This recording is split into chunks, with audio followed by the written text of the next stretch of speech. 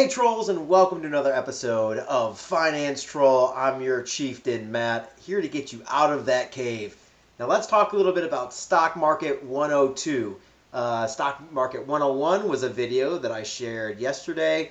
Very, very basic general tiers of investing, how much you should have in a checking, a savings, bonds, mutual funds, stocks, all the way up to real estate. If you haven't checked it out yet, it's a 10-minute video, free on my YouTube channel. Today, we are going to get into the generalized stock market, what things mean, what things look like, what do I do when I open an account with Charles Schwab, Fidelity, whoever you choose. So today, we are going to do Charles Schwab.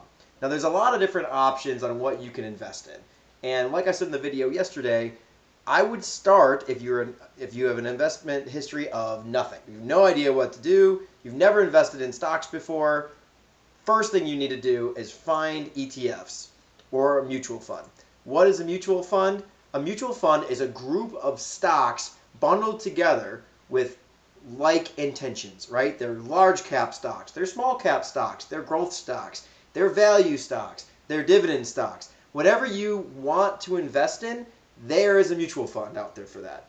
The difference between a mutual fund and an ETF is that a mutual fund, you tell the mutual fund how much money you want to invest in it, and it gives you shares and it tells you value. An ETF trades like a stock. So let's take a look at some mutual funds and ETFs. So there's some basic ones that Schwab has. I wouldn't even go with some of the other ones. There's very low expenses. So the first thing you want to do is see how much you're paying somebody to manage those stocks. And Schwab prides themselves on very, very low net fees and expense ratios is what they're called. And this is as of today. You have return data right here. Since inception means since it started, whatever date that it has. So these are great to start with. This is the Schwab S&P 500 Index Fund, meaning that you're going to get to invest in pretty much the general stock market. And if you click this, you can see that you can here click buy. So if you want to click buy, there you go. And then here's what it says. Minimum of $1. How much do you want to buy of this mutual fund? Very straightforward. Now, if you want to do, there's all these types of ways to find the different things that you're doing.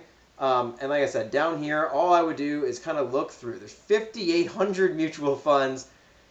Do some research on Google, ask in the comments, whatever you need to do. But there are a ton of different things. Index funds are great because if you're trying to retire at 2055, they'll change it for you. They'll just make it where you need more or less stocks, more or less money markets, whatever you need. They'll do it in here.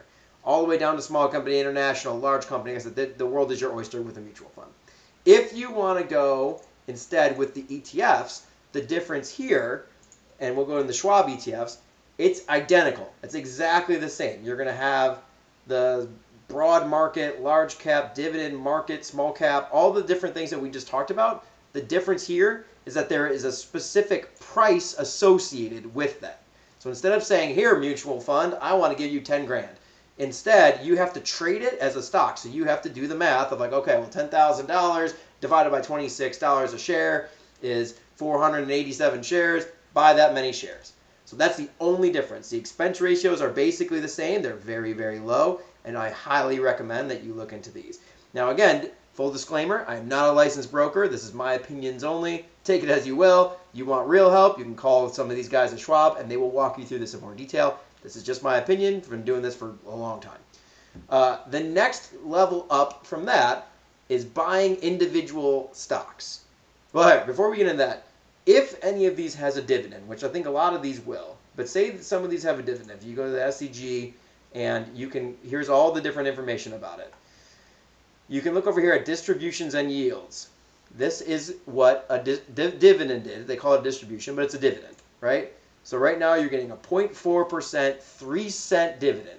That means if you have one share of this stock, you will get 3.1 cents in your account every probably month. And it looks like here, yeah, so every dividend. So there's what it is. So Q1, Q2, Q3, Q4, you get 3 cents.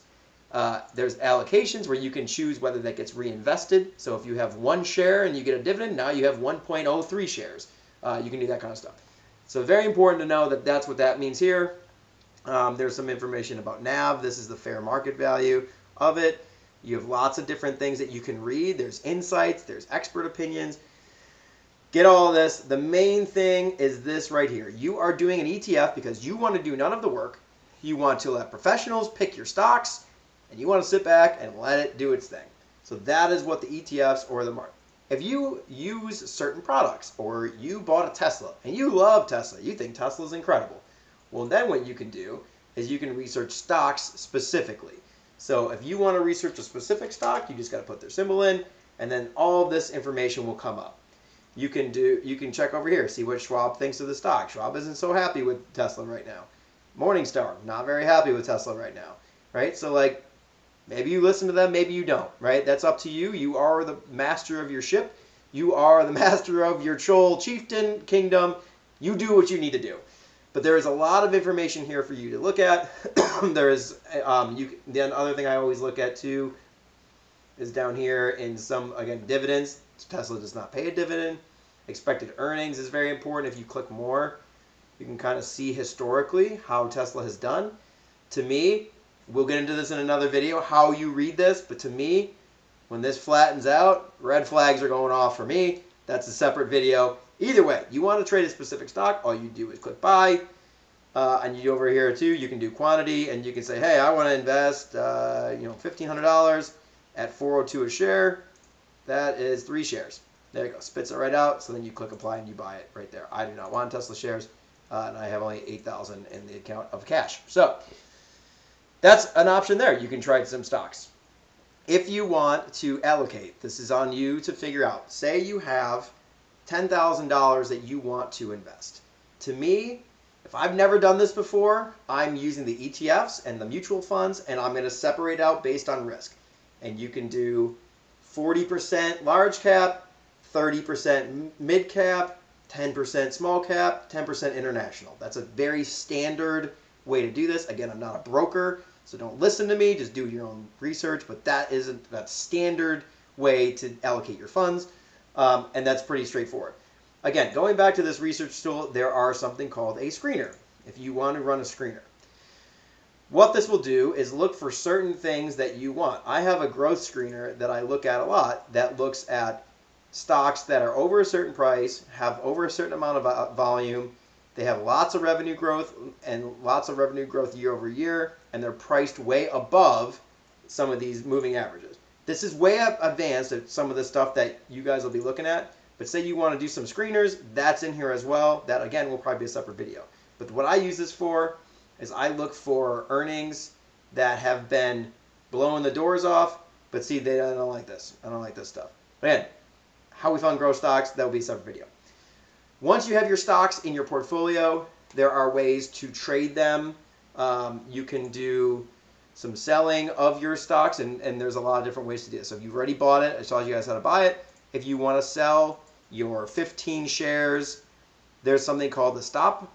You want to do your stop where, okay, the stock's at $139, I bought it at $130, so it's gone up. If it gets back down to $131, I'm going to stop it right there. So there's a way to stop losses from occurring, right? Now, that's not 100% foolproof, but there are ways to trade your stocks. Another strategy, you bought something at 10, it's at 20, maybe you sell half of your shares, and then you got free. Not all of it's just house money. So there's lots of different ways to do that. So that's the basics of what you're doing inside of Schwab. The other thing you can do is bonds. So the way you find your own bonds in here is through the bond ladder. So again, research to bonds. There's a bunch of things you have to accept. I've already done it, but this will show you all the different bonds that you can buy within Schwab. There are CDs, which are backed by specific banks. There are treasuries, which are backed by specific U.S. government. So if you click this, it'll tell you right here, the min value. That is important. So there are 2 zeros at the end of this. So I don't think there is. So to buy this, you can't. If you don't want to buy $25,000 worth of this, you're not going to get it. So this is the one is a standard one where you can just buy it right now. So that's how you find your specific things. There are ways to ladder them. There's various strategies out there around bonds. Go nuts. But that's where you find it in here. So all of this research tab, this is where you're going to find a lot of this. If you want your savings account to be through Schwab, there are these 2 funds right here. So instead of, if you wanted to get a checking account through Schwab, savings account through Schwab, there is a savings. Instead of it getting a savings account, you put it in your brokerage account and you buy this. So if you have from $0 to $1 million, which I'm sure most of you trolls will, you will want the SWVXX. You buy this just like you would with stock or a mutual fund. You just say that you want to buy, $1,500. Do you want to reinvest your capital gains? Sure, right? And then you review your order. So that's how you do money funds. So money market, the bottom, bonds, next level up, certain time frames, whatever your time frames look like, stocks or mutual funds, ETFs, next level up for experience. And if you want to dip your toe and get a couple stocks, that's above that. How to buy, how to sell.